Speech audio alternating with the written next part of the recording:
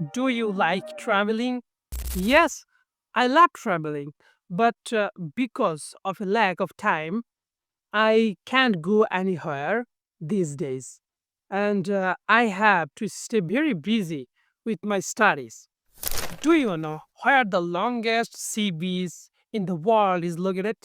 It's located in Cox's Bazar, Bangladesh, and its length is about 120 kilometers.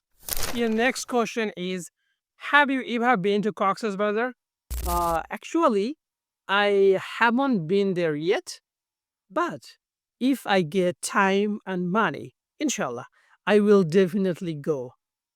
Can you swim? Of course, because I'm a village boy and I grew up in a village. So it's really, really common and very common to know swim for me. And when I was a child, actually, when I was a child, I used to swim every day and every morning.